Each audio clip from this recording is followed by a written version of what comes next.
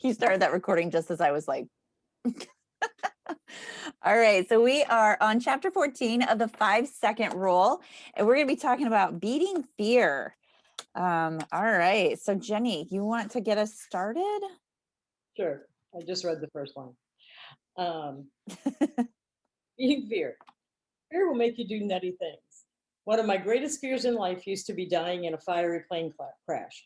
When I had to get on a plane, I used to be a complete weirdo. I had all these superstitions about flying. First, I would scan the boarding area looking for women with small babies, men or women in uniform, priests, nuns, wheelchairs, off duty pilots catching a ride home, or just generally kind looking people. Then I would tell myself that God wouldn't let the plane go down with these nice folks on board. That would assuage me until I got on the plane. Then every bump or sound the plane made on the taxi out to the runway made my heart race and chest tighten. Takeoff was the worst. By the time the wheels left the tarmac, I was usually in a full state of panic. I'd close my eyes and visualize an explosion, terrorists, my row getting sucked out of the plane, or the plane just dropping from the sky. I'd squeeze the armrest and could barely breathe. If that captain spoke to us over the loudspeaker, my fear index would cut in half. I didn't realize until the seatbelt lights turned off, which was my sign that pilots believed it was safe to move about the cabin. In my mind, this meant that the immediate threat of death by plane crash was over. I cured myself of my fear of flying using the 5-second rule and a specific form of anxiety reprisal that I call anchor thoughts. And you can use the rule the exact same way with any fear. Zahara did so with her fear of flying, and it worked. P.S. I could also relate to your anxiety about flying that you shared in San Diego. Thought I was the only one who dreaded being blown out of their seat in an airplane accident. Stopped watching Air Crash Investigation and Seconds Before Disaster for this reason. My friend's advice in 2011 in your 5-second rule helped. Then somebody else said, "Are you flying again?" And she said, "Already did. Tried 5-second rule this time and it worked." Here's how I did it, the same simple technique that I spoke about to Zahara. First, before any trip, I come up with my anchor thought. This is a thought that is relevant to the trip that I am taking and will anchor me if fear sets in. I start by thinking about the trip, where I'm flying to, and what I'm excited to do once I get there. If I'm heading to see friends in Driggs, Idaho, my anchor thought might be climbing Tabletop Mountain. If I'm traveling home to Michigan, I might think about the moment we pull into the driveway of my parents' house and my kids run out of the car to hug my folks, or of taking a nice walk along Lake Michigan with my mom. If I'm heading to a meeting in Chicago, I'll think about getting a delicious dinner with a client. Once I have a specific image in mind, the rest is very easy. This use of the 5-second rule is a form of what researchers call if-then planning. It's a way to keep yourself in control by creating a backup plan in advance. Plan A is not to get nervous. But if I do get on the plane and start to feel nervous, then I have my plan B. I'll use the 5-second rule and my anchor thought to beat my fear of flying. Studies show that this kind of if-then planning can boost your success rate by almost 3 times. On the plane, the moment I notice something that makes me nervous, whether it be an alarming sound, turbulence, a climb that seems to be taking too long, weather that looks ominous, or a bad vibe from a passenger next to me, my fears can be easily triggered because my pattern of thinking is so ingrained. When this happens, I start to count 5, 4, 3, 2, 1 to flush the fear out of my head, activate my prefrontal cortex, and pull myself into the present moment. Then I force myself to anchor on the specific images of where I am flying to, and I think to myself about how excited I am to walk on the beach with my mom, having dinner with a client in Chicago, or climb Tabletop Mountain with my buddies. These anchoring images are powerful reminders of a simple truth. If I'm sitting in a restaurant in Chicago, having dinner with my clients tonight, or walking the beach in Michigan tomorrow morning with my mom, or arriving home in time to make the girls' lacrosse game, obviously the plane didn't crash and I have nothing to worry about. Most important, I give my mind the context it is looking for so that it doesn't escalate the fear. As I think about the anchor thought, my body calms down. By using this technique over and over again, I cured my fear of flying. And by using, I mean using it over and over. It will get easier and easier until suddenly you won't be afraid anymore.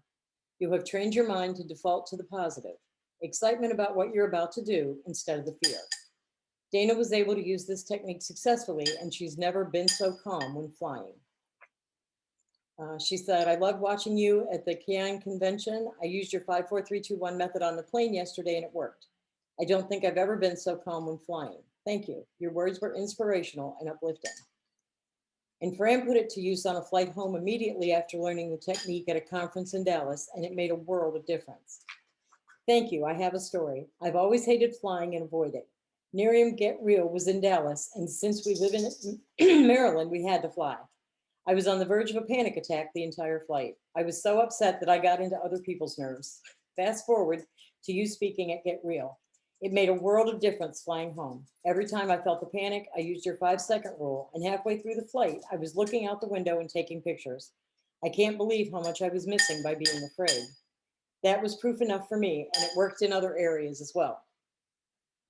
I love what Fran said at the end of her note. I can't believe how much I was missing by being afraid. She's right, and it's heartbreaking. I realized the same thing. I was robbing myself of joy, opportunity, and the magic every single day because I was living in fear. It doesn't have to be that way. In 5 seconds flat, you can take control. You can beat fear. Today, I'm never nervous or afraid when I board a plane. Occasionally, if we hit rough turbulence, I'll break out the rules so I don't drive my fingernails into the arm of the person sitting next to me. However, I still use this technique when I face other fears.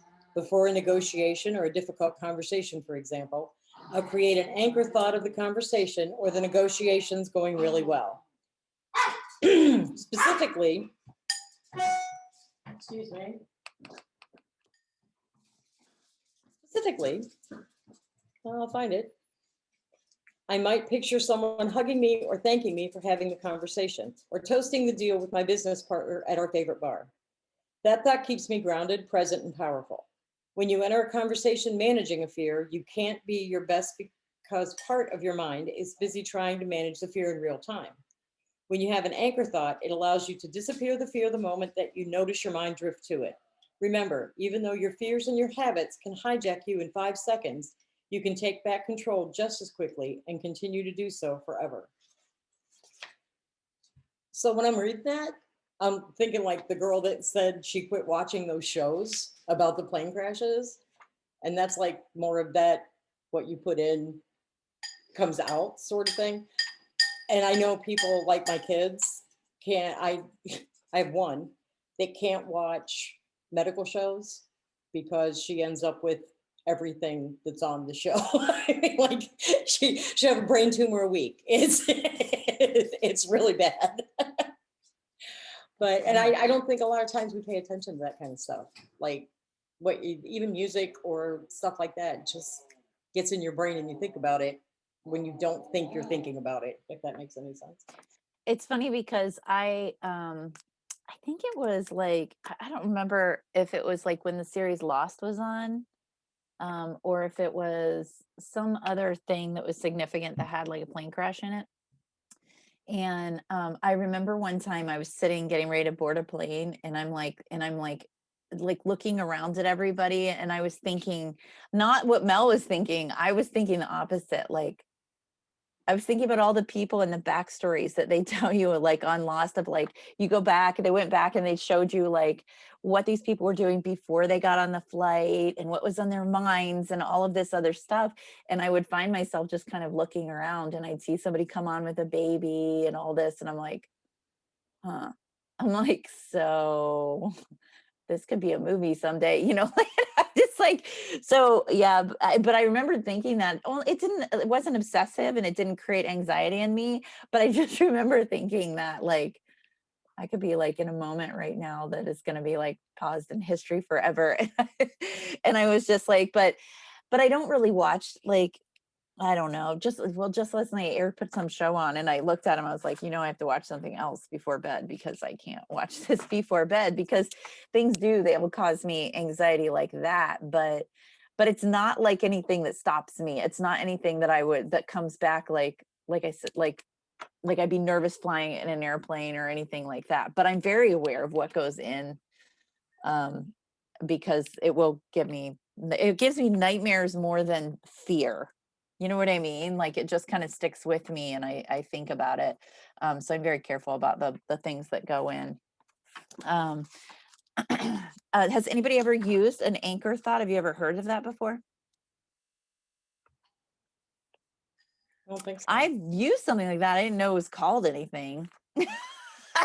And it was more like visual to me. It was more in my head. It was more like visualization, like when she talked about like getting ready to have a hard discussion. And immediately your mind's just like, oh my God, she's going to totally flip out. She's going to be so mad. She's going to say this, she's going to say that, and that's going to make me mad. Like you go through it like that. And then I would stop myself and I'd be like, but what happens if she doesn't? Like, what happens if she is accepting? What happens if she, is on my side? What happens if whatever the situation is, right? And so, but to me, I didn't think of it as an anchor thought. I thought of it more as like visualization, like visualizing what I want to come to pass, right? Putting it out in the universe, that all that law of attraction, good stuff, Kind of like a distraction. With Michael like that. like a distraction. Like I You would had say something, I would say something and I'd think, well, then he's going to say this. And then I'm Right. going to, and by the time I was done, I'm like, it's not even worth bringing it up. You already played out the whole conversation in your head. I know how that's going to end, and oh well. I was on a flight one time, and turbulence I'm okay with, but when the plane starts doing those sudden drops in altitude, like Yeah. that freaks me out. Well, there was a mother and two young kids in the seat in front of me, and the kid thought it was like a roller coaster ride. He's flipping his arms up in the air, and that's exactly what he was doing. His mother is petrified. So he's talking to her. He's like, "Mommy, why are you scared? It's like a roller coaster." And I started chuckling. So that took my fear away. I don't know if it did anything for hers, but yeah, that's one of those. That's why I hate roller coasters. I don't like that feeling of nothing beneath you when all of a sudden it just drops. Yeah. Yeah, for sure. But if you can think of a distraction or anything, I mean, it's usually why I listen to music on flights or I'll read a book, just so I'm not paying attention. Yeah. Yeah, absolutely. I agree with that. Yeah, but I- like I said, I didn't know it was called anything. Yeah, I don't think anybody but pilots and what do we call them? They're not stewardesses, flight attendants. I don't think anybody but those people really enjoy flying. I think everybody else just kind of goes, Tolerates it. okay, I can do this. Yeah. Yeah, it's true. It's true. And I All didn't right. time for using the wrong words like stewardess. I was somewhere with Casey one night and said something about the barmaid, and I thought she was going to die. Barmaid. Barmaid. She laughed so hard, and so did the poor girl behind the bar. And I was like, "What did I do?" And Casey goes, "Nothing, Mom. You're old." Yeah, that's what I was gonna say. How old Showing are you're you? old. Or did you just read one of those cheesy romance novels with that guy with the long Barmaid? front? Barmaid. Waitress. Not server, waitress. Oh well. Yeah. Yeah. It happens. Guys, wait. I'm gonna be like Pam's mom now. Wait till you're 90. Wait. You just sit in a nursing home spewing things that offend everyone around. You're like, barmaid, barmaid. If I'm gonna nursing home, that'll be it. Let's call my foot. Oh my gosh. Mhm. All right. So it says right here, it says, master your mind and anything is possible. I completely agree with that. When you do not have control over your mind and your thoughts, you don't have control over your day. You don't have control over your life. I mean, it's so important. And sometimes it is so flipping hard. You get stuck in a loop, or you get stuck in this like path of despair, right? A lot of times for me, that's where it is, where I have a hard time pulling myself and controlling my mind, is when I can't get past the worst case scenario. I can't get past, and it's just like, even though in my mind, in my logical mind, I know it never plays out that way. It just doesn't. It just doesn't. And I in my, again, in my logical mind, I'm just like, Ellen, stop, you're being ridiculous, it's not going to happen like that. But I can't help but think of something awful. I mean, my goodness, like my oldest drove to school today for like a thing, and I was like, did he take the highway? What on the highway? Like, he said they've had their license forever, right? And I'm just like, but I imagine like all the merging scenarios of merging on and off the highway, and like, what if there's a semi, and what if there's this, and it's just like, I have to stop, and it's like, mostly when I get into that cycle, it has to do with the kids for whatever reason, of them being bullied, or them being, harassed, or whatever, or in an accident, or mean people on the road, whatever it is, but you have to like, and before, like, it would be with finances, I would just like start thinking about like, well, we don't have enough money for this and this and this and this is going to come out, and there's no more money coming in before then, and I used to play this reel in my head, and I'd have to go, stop,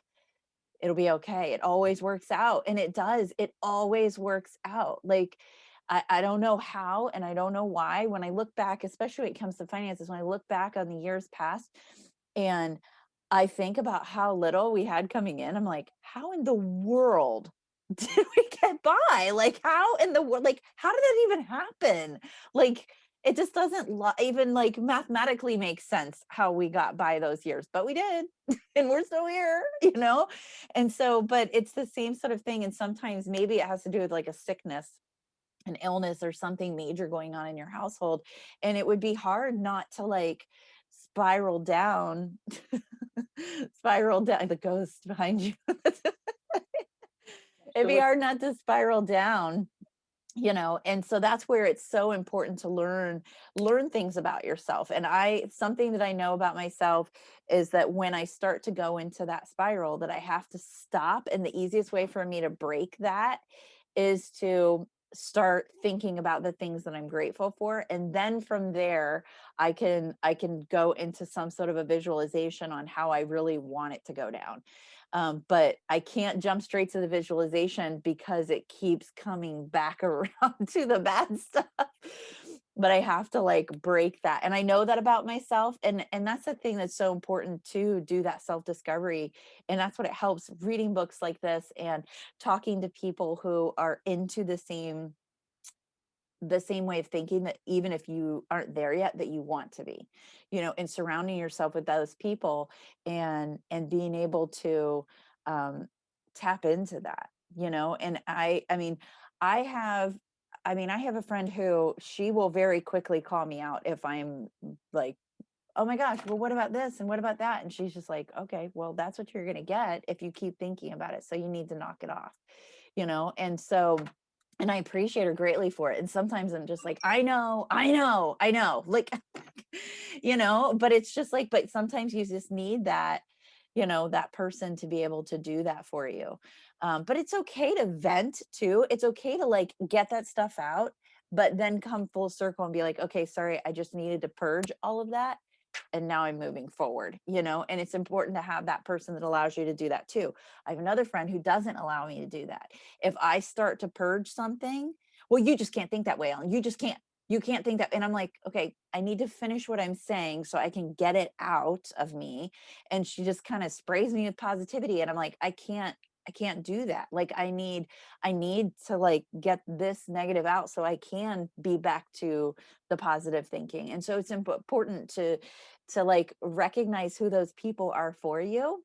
If I want to be hosed with positivity, I will definitely call her, right? And if I want to be, I have those people that are just like, you can do this, and give you that big like 300 talk, right? And that's Pam Cliff, quite honestly, and so like, you have those people that you can go to, that help pull you through that, to help you to be able to control your mind. But it's a constant battle. I don't care. Shoot, I dropped my thing. I don't care. I don't care who you are. I don't care if you are like the guru of positivity and visualization and all of that. Everybody has those moments, and everybody has those days. And it's okay to give yourself some grace around that, and then just move forward from it. Sorry, gotta pick up my. Like for me, it's really easy to help somebody else see the positive side of something Mm, instead of myself. Like, mm, so yesterday morning, Brittany called me bright and early, which I didn't need. And but when she does that, it's never for a good thing. Like if She it's wants to early, rant. it's not good. And she was like, Mom, the front axle on the van just broke, or their SUV. And she was like 30 miles away from the house. And I was like, how do you know that's what it was? And she goes, because it's laying on the ground. And I was like, oh, well. And, and she goes, I don't know what to do. And I said, well, where's Alex? And she goes, he's home with Nate. Aubriana's with me.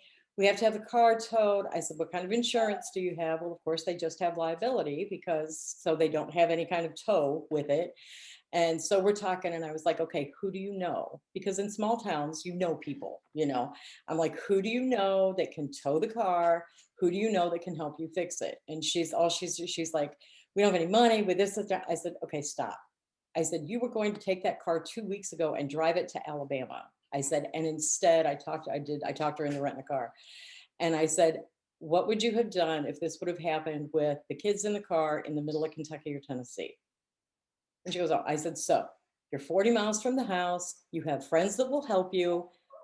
It's going to be all right. And it's a Sunday, so nobody's on their way to work. Everybody's home, not doing anything. It's not raining today. You're in good shape. So about 3 hours later, she called me back and she goes, Bryce came and towed the car and he's going to help Alex fix it. And we found the part for $100. And then at like 4 o'clock yesterday afternoon, she called, she goes, it's fixed. Everything's fine. And I'm like, okay. And by the way, did you get the crib that you went after? She goes, oh yeah. It's like, okay, carry on.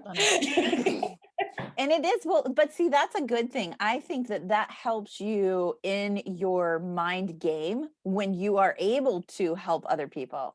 I think I think it's almost like an exercise, it just kind of like strengthens your own, because I've done this too, is I'm just like, okay, what would I tell somebody else if they were saying all this to me, because it's easier to be like, be positive for somebody else and help pull somebody through it than it is to pull yourself through it. Yeah. And so that's not a bad thing. And I think that's what it is, like what Jenny did with her daughter, I mean, just telling someone what the bright side is, like, yeah, this sucks right now, but what if it would, what if it happened, next week when you couldn't take care of it? Or, that type of thing. You like kind of put it in perspective, not that I'm always, oh, this is just, Pollyanna all the time. No, but when something's upsetting, to Dwayne or to Delaney or something, I always try to look on, like, what if this happened in this scenario or something? And then they're like, oh yeah, that kind of thing. So that was perfect. What you did. And you're good at that, Jenny, yeah, Jenny's very good at giving people perspective. Yeah. It's part of your personality, that no nonsense, cut to the chase, and that's one of the things that I'm sure most people in your life find endearing about you, is that you are very good at putting things in perspective for people. It's harder to do it for myself. It is. Yeah. But a lot of times a lot of things that I do, like when it's a personal thing, especially if one of my kids, because that's when it's your kids, you kind of have to make yourself look better than where you're feeling, because you're not going to go on falling apart. They'll say, are you okay?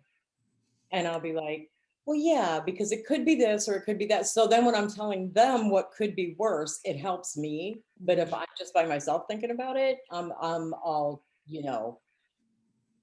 the world's over. Yeah. It's never going to be okay again. So the next time we break down, we're all calling Jenny. There you go. And I'll tell you how it could be worse.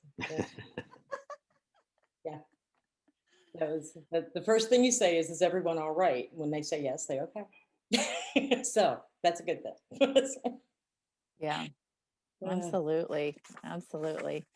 All right. So Jenny, tell us how to become the most fulfilled person you know.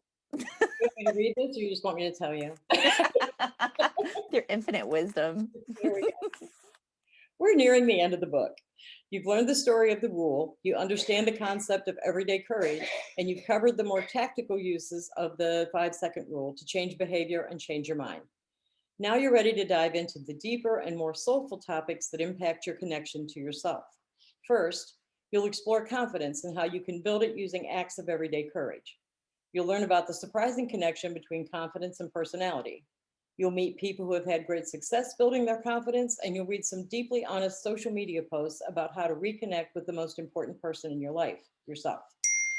Second, you'll learn how everyday That courage. sounded like an idea. Like that was really funny. Connect with yourself. Ding. Ding. Check. Isn't that that's how my ideas come to me? I hear that noise in my head. No one else? That was perfect timing. I know. Anyway, okay.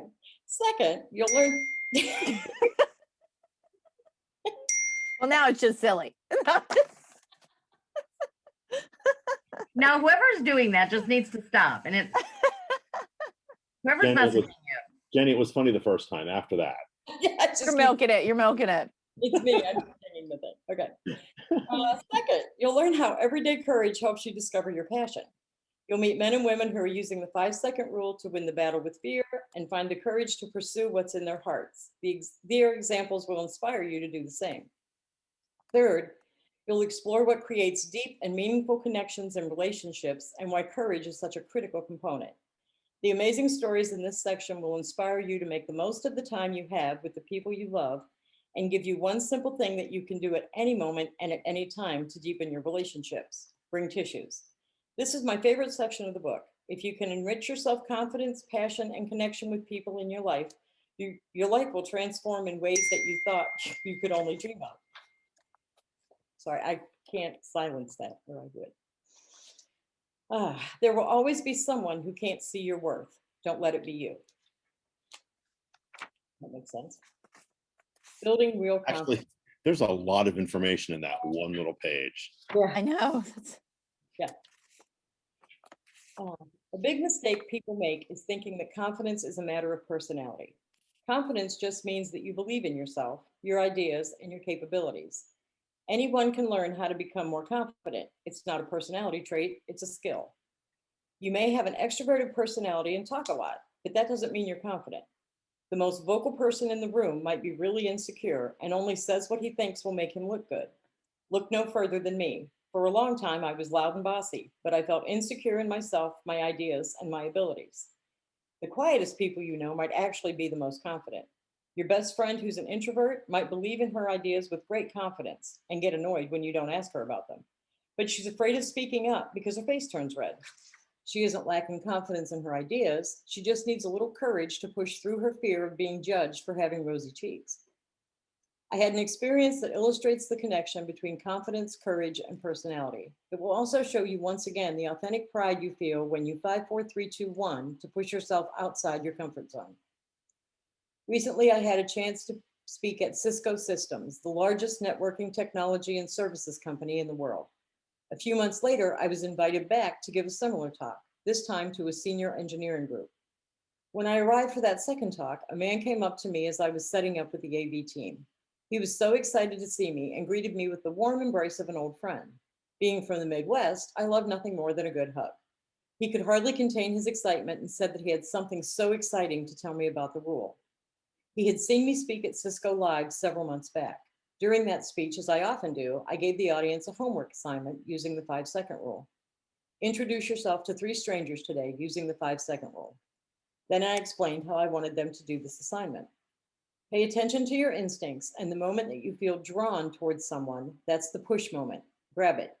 Start counting 5, 4, 3, 2, 1, and start walking toward the person within 5 seconds before your mind talks you out of it. Next, I explained to the audience what they can expect when they try this simple homework assignment. The moment that they see someone they'd like to meet, their minds will fill up with a million excuses for why they shouldn't walk over and introduce themselves. Oh, wait, they're talking to other people and I don't want to be rude. She looks busy, I'll catch her later. He's looking at his phone, I don't want to interrupt. And there's a lot of time, so I'll do it at the next break. And all of those things you think, they aren't true. Instead, it's your brain trying to derail you. After my new engineer friend recapped my own assignment, he then described what had happened to him. After my speech at Cisco Live, he was out in the hallway and he had a push moment. John Chambers, Cisco's CEO, walked by with a group of senior leaders. Now you must understand, John Chambers is a legend at Cisco, and from all accounts, he's a really great guy. Chambers was the CEO for 20 years, and the very next day it was going to be announced that he'd be stepping down as CEO and that Chuck Robbins would be taking over. So my new friend, the engineer, was standing in the hallway, fresh from learning the 5-second rule. He saw Chambers and his instincts fired up. He immediately had the urge to introduce himself and thank Chambers for inspiring him, along with letting him know the pride that he felt being an engineer at Cisco. He told me he knew he should do it and he tried to push himself, but he froze. He explained that he felt paralyzed, adding that he is an introvert and this sort of thing doesn't come naturally to him. The moment passed. His hero disappeared down the hall and he spent the remainder of the day beating himself up for not taking his shot to meet him. But luckily, that's not the end of the story. The next morning, my new friend was jogging next to the San Diego Bay in some park in downtown San Diego. This beautiful bike path along the marina was, as usual, filled with runners, cyclists, and walkers. He had his earphones in and was listening to music, taking it all in. And all of a sudden, who do you think was ahead of him on the path? That's right, John Chambers. Chambers was alone. He had his headphones on too, and he's jogging too. My friend told me that he knew this was it, now or never. He said, I was immediately concerned I'd be interrupting his time to himself, and that would be rude, but I caught myself hesitating and started counting down. 5, 4, 3. He sped up to catch Chambers, tapped him on the shoulder, apologized for interrupting, and then explained how he had always wanted to personally thank him for the incredible career he has had at Cisco. The two men stopped jogging and started to walk through the park together. According to my friend, Chambers was delightfully engaging. They discussed all kinds of topics, work, life, and even an idea that my friend had related to a project he was working on. At the end of the talk, Chambers shook his hand, thanked him for introducing himself, and gave the engineer the name of a senior person in the organization in charge of innovation. Use my name, tell him we spoke, and that I want you to share your idea with him, Chambers said. My new friend was beaming bright enough to light up the room as he told me the story. It was the highlight of my career, Mel, and if I hadn't been for the 5-second rule, it never would have happened. I cannot thank you enough. And then he added, oh my gosh, I almost forgot. I'm now interviewing for a job with the man Chambers introduced me to. Did he get the job? I honestly have no idea. A new job isn't the point of the story. This is a story about acts of everyday courage and how they build confidence. This singular experience has the potential to change more than a job. If he continues to use the rule to listen to and follow his instincts, it could very well change the trajectory of what's possible for his life. His exuberance was not necessarily about meeting the CEO, although that's cool, but more about how darn good it feels when you honor your own desires and take control of your life. Remember, confidence in yourself is built through acts of everyday courage. That's what he was experiencing, the radiance of knowing that he could count on himself. The more that my engineer friend practices acts of everyday courage, the more confident he'll become in himself. Remember, confidence is created by the small things you do every single day that build trust in yourself.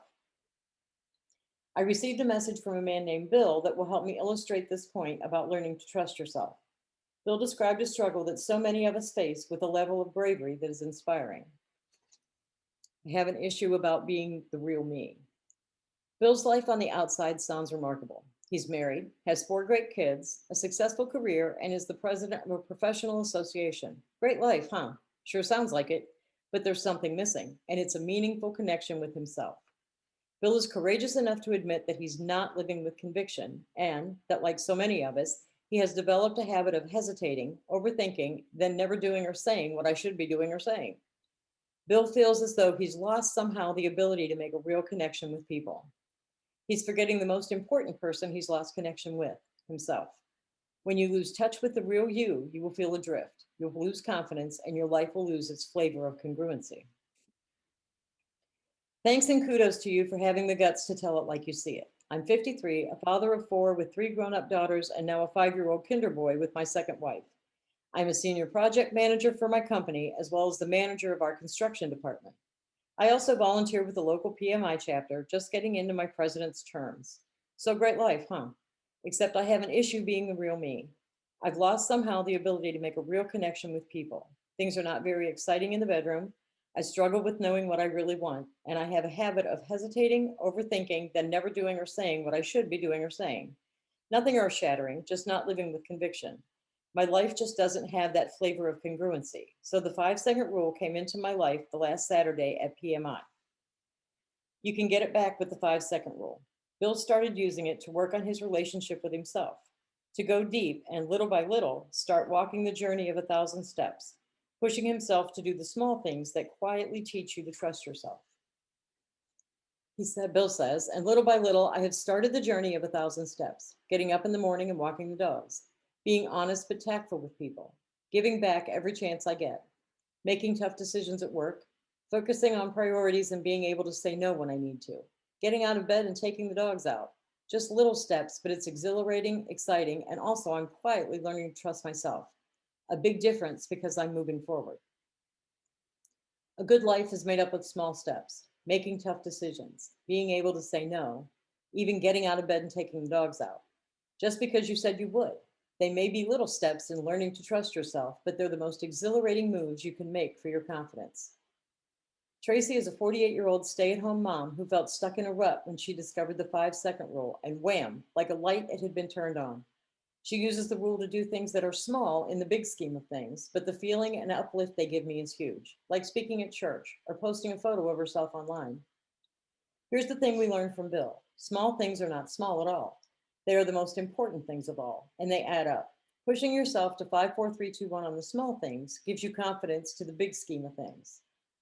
Most of the applications were small in the big scheme of things, but the feeling and uplift they gave me is huge. Here's a brief list of some of the things I've done using the 5-second rule that I would not have otherwise done. I stood up and danced by myself at a music concert. I took and posted a picture of myself with an author I admire. I don't like pictures of myself. I spoke in front of a congregation in my church. I spoke to my husband about something that was bothering me. I introduced myself to people I wanted to meet, and I have accomplished more around my home, not putting things off as much. In and of themselves, these are not earth-shattering events, but I did them because of the power behind Mel's 5-second rule. I'm trying to use this tool now for things I consider to be bigger struggles, such as losing extra weight I've been carrying around for 25 years, and getting up the courage to attend my 30-year high school reunion, considering the amount of weight I've gained.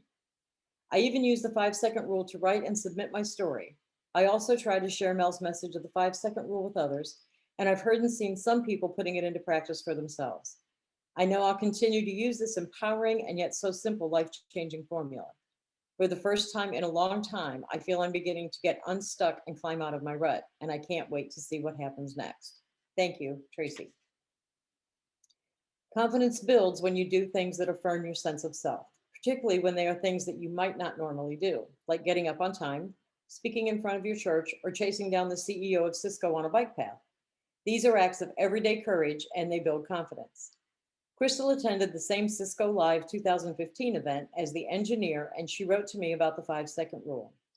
She realized that for the past 8 years, she had second-guessed every step she had taken. I thought someone was interesting, and then a second later, my mind would give me a million reasons why not to speak to them. She started implementing 5, 4, 3, 2, 1 right away by first sitting next to people she didn't know in a breakout session. The next day, when the instructor asked if anyone had any questions, she realized I did, but I was embarrassed to even ask, and thought, you know, what you would have stood up if you just stopped thinking about it. So I did. Using the 5-second rule, she stood up and asked her question. She also inspired 2 other women to stand up too in a room full of male engineers. Next, she 5, 4, 3, 2, 1 and made herself go to a basketball game when she didn't feel like it, and even found the courage to ask a VP for a business card. Because of these acts of everyday courage, her confidence has grown since the event, and life has completely changed. A new job, a new title, and a new house. This is Juliana. I attended Cisco Live 2015 and heard you talk about the 5-second rule. It was superb. I hadn't realized that for the past 8 years, I had second-guessed every step I had taken. I thought someone was interesting, and then a second later, my mind Hey, Jenny, do you want to skip this? It sounds like she's just kind of saying exactly what Mel just said. Yeah, okay. Yeah, thanks. Okay, so I'll skip the next one too, because I'm not sure what that's even about. Using the rule to practice acts of everyday courage little by little, Nobu has found that just like Crystal did, the power and energy has come back to my heart, mind, and body. It's come back because he's proven to himself that he has the power to change things in his life. There's one more point I want to make about personality and confidence. Remember what the engineer said right after he described how he froze the first time he saw Chambers walk by in the hallway? He offered an explanation of sorts. I'm an introvert, and this sort of thing doesn't come naturally. What if I told you that nothing about your life or personality is fixed or comes naturally anyway? Nothing comes naturally until you practice it. That's why I keep saying you must practice acts of everyday courage. You have the ability to improve, change, or enrich every single aspect of your life through action. Professor Brian Little, a psychologist at the University of Cambridge, just gave a great TED Talk, Who Are You Really? The Puzzle of Personality. In it, he talks about the difference between extroverts and introverts and the little things that makes us who we are. According to Professor Little, it's the doings, it's the personal projects. He describes how some of our traits are more fixed and automatic, but many are free traits that we can adjust in order to advance a core project in our lives. Little explains that, like the engineer at Cisco, he's also an introvert. However, his core personal project is to profess. He loves to teach. So even as an introvert, he is acting out of character when he is up in front of the class connecting with his students. How does he do it? Through deliberate and purposeful action. He pushes himself to do it. The engineer's personal project was to express his gratitude to John Chambers. That's why he had the instinct to act out of character. How did he actually push himself to do it? The 5-second rule. In both examples, two things are present: a desire to do something meaningful, connect with students or a CEO, and deliberate action, a push to act out of character. Does it feel harder for an introvert to walk up to a CEO, talk in front of her church, or teach a class than it feels for an extrovert to do these things? Maybe, maybe not. Depends on how confident the individual is. And as confidence, as you know, has nothing to do with personality. As Professor Little likes to say, you are like some people, you are like some other people, and like no other person. What I do know is that the first time you do anything, it's going to feel difficult and maybe a little scary. You're going to need a little courage. We're all capable of acting out of character when it serves an important purpose. The most important purpose I can think of is improving your life in ways that make you come alive and feel happy and fulfilled. How do you act out of character to do that work? You guessed it.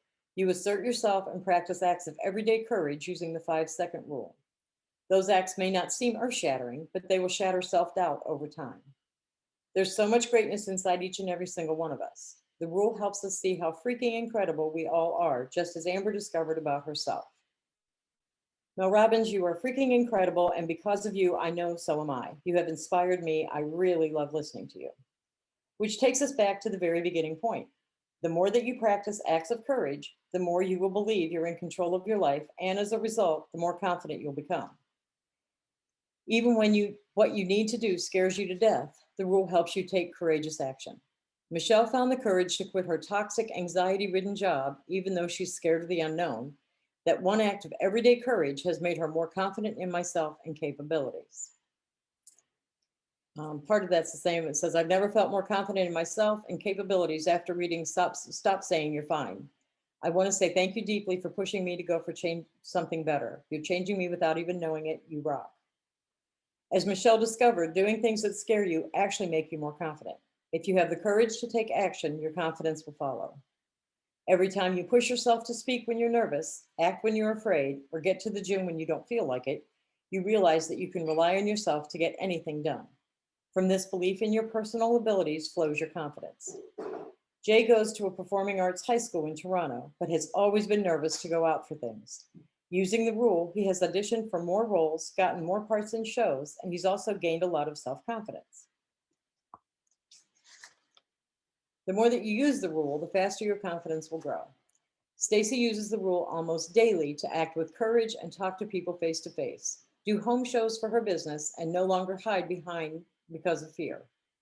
Using the rule in acts of everyday courage has helped her grow in ways I never thought possible. She has cultivated the confidence she's always wanted. Throughout this book, you've read stories of people who have taken very simple or simply seemingly small steps forward, and their entire outlook on life has changed. It's tempting to dismiss these stories because it seems implausible that by simply waking up on time every morning, you can create a chain reaction that impacts your confidence. However, this is exactly how you do it. Stop focusing on the big things. Use 5, 4, 3, 2, 1, go on the smallest things, and you'll see that these moments are actually not so small. As Bill said, daily courageous actions of getting out of bed, making tough decisions, being able to say no, giving back every chance you get, and focusing on priorities create a ripple effect that change your life. These are little steps, but the payoff is everything that you seek: confidence, control, and a sense of pride that feels damn good.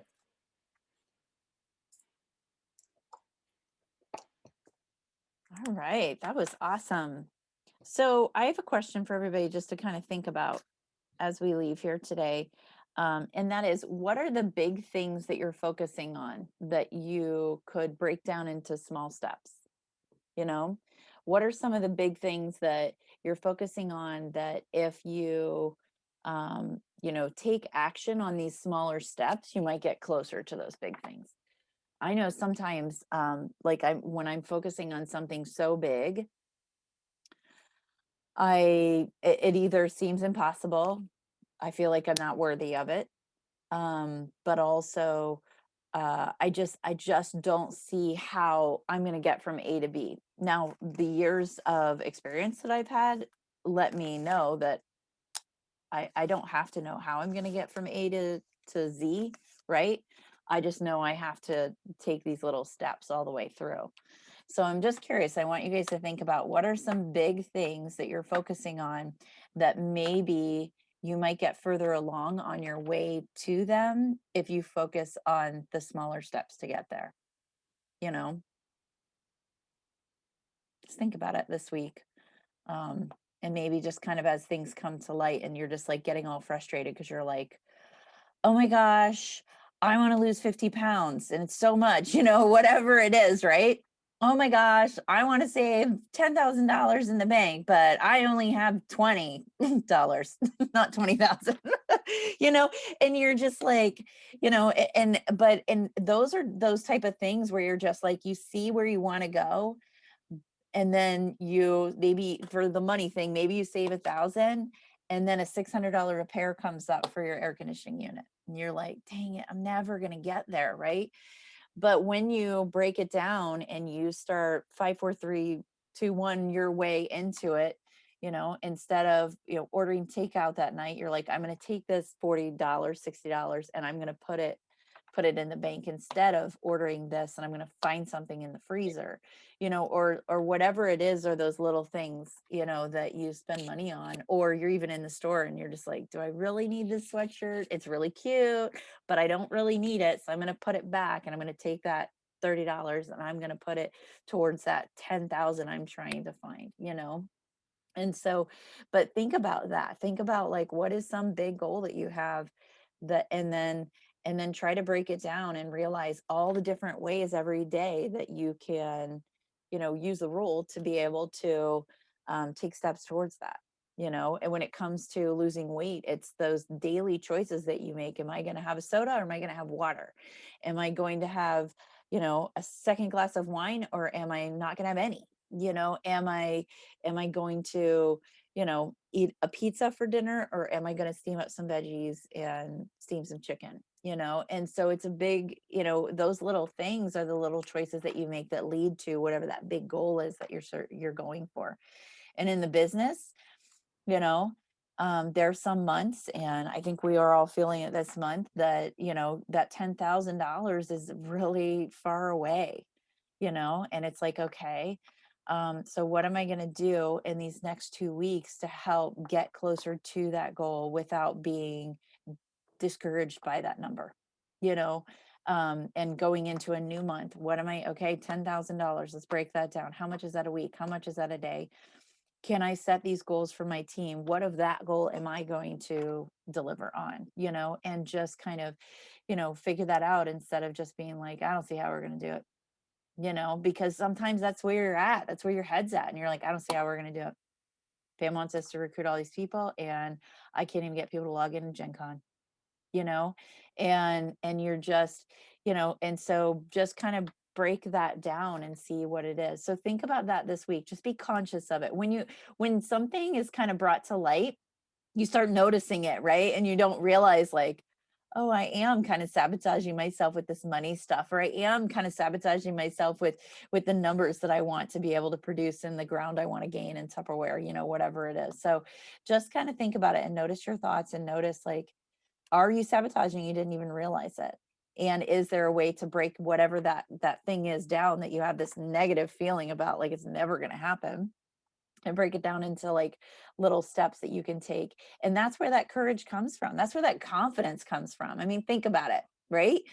When we were, like, struggling so bad financially and stuff, I would be like crazy confident. I remember there was a time I was like, at the end of the month, I was like, I paid every bill this month. I didn't pay it off, but I paid it, right? Because there were months that I didn't, right? There were months that I robbed Peter to pay Paul, and so it was just like, and that was a baby step that I was like, I did that this month. So if I make an extra $500 next month, more than what I made this month, I might be able to do even more. I might be able to maintain. I might be able, and so it turns into a little bit of a game because you're gaining that confidence every time you're like, I did it before, I can do it again, but I'm going to do it better this time. I did it before, but I'm going to do it again. I'm going to do it better this time, and so it's important to just kind of recognize what is it that you're doing that maybe, especially if you find yourself feeling discouraged about something, dig deep, figure out what it is that's really making you feel discouraged, and then try to kind of make these little goals. Yes. That made me laugh about, where you were saying, oh, I paid all the bills this month. I mean, it's perspective, like we were talking about before. Oh yeah. The wins. Yeah. Yeah. Oh, I paid the electric bill this month. Well, you're supposed to pay the bill every month, but it's right. It's the same. It's that thing, finding. Honestly, don't turn it off till you haven't paid it for 3 months. So Is it 3 months you get? Okay, good to know. But well, it's funny because like that's a really good point, Lori, because we used to, at this point in the summer, every summer, our electric bill was up to like $800, $900,000 because I hadn't been paying it every month. Like I was paying some of it, so they didn't, because if you pay some, they'll keep it on, right? And so I would pay some of it, but it would keep snowballing because it keeps getting hotter and the air conditioning units are running. And so yeah, by this time it was just like, so when we had record breaker month, that paycheck usually went to catch us up with our electric bill from the summer, and the same thing in the winter with the gas bill. I mean, it was just like, so those were big wins if I could like pay the entire bill versus like, oh, I only have 100 to throw at that right now. there were literally years perspective. I knew we had arrived because I wasn't afraid to answer the phone. Right? Before caller ID, you didn't know who was calling. Yeah, and so there would be times when I would be like, I know I don't want to get that because it's somebody wanting money I don't have. So I'm just not gonna answer the phone. Yeah. So it's important to just kind of recognize those things and realize like those little things, because if you're in that type of a place financially, I mean, I know we're talking about finances, but that translates to your numbers for Tupperware, that translates to weight, it translates to health, it translates to everything. It's all the same, actually. It's literally all the same. It's just whatever it is that you're focusing on right now, and so, but it is, if you kind of take that down and start cheering yourself on for those wins, those little wins become big wins before you know it. And it's crazy. And then you look back, you're like, how did I even get here? And you're just like, I know. And then, and because if you're not paying attention, you're just like, how'd I get here? Oh my God, life's so great, blah, blah, blah. Right. But if you're paying attention, then you're like, I know exactly how I got here. I made those tough choices every day in the direction of where it was I was headed. When people ask me, like, how I got to where I am in Tupperware, why? Because yes, there were times I stayed up a little bit later to do a little bit more work. There were times that I said, hey kids, I need 10 more minutes, let me get this done, because I knew that those little things were going to add up to something bigger. And there were times that, yeah, I had somebody else take the kids to practice so that I could get my work done and I could concentrate. There were times that I let my mom come over and take care of James so that I could focus, because it was about focus. It wasn't about the time. I had the time if I wanted to really find it. I couldn't focus during that time because my time was like 15 minutes, 15 minutes, 15 minutes. And it's hard to it takes me 10 minutes to figure out what I'm supposed to be focusing on. Then I only have 5 minutes, right? I know that about myself. So I know I need to carve out bigger pieces of time, either that or have a solid plan. So as soon as I get a moment, I'm like, bam, that's what I'm doing right now, And so it's important to recognize that, but it's important to realize when you break it down like this and you're getting these little wins, when somebody asks you how you got there, you knew exactly what to say. And years ago, I remember telling Pam, and I remember working with various people on this. And I said, my main goal is to leave breadcrumbs, to know exactly what my path was, to get to where I was so I can help other people do the same. That was my main goal. So I was very conscious every day through the moments, through the years, knowing what it was that I was doing. And it was simple. I was showing up. I was working. I was carving out that time and I was disciplined with it, and was I disciplined with everything in my life? Not as much as I was in my business because I kind of felt like I could get to that stuff later. Right now, this is what's on fire. Our finances were on fire. I needed to focus right there, and so that's what I want you to think about this week. What is the big thing? What's the big thing that you're in a spiral about, that you're like, I don't see how I'm ever going to pull out of that. And then start thinking about, okay, every day, once you recognize that big thing, start thinking every day and be like, oh, right there.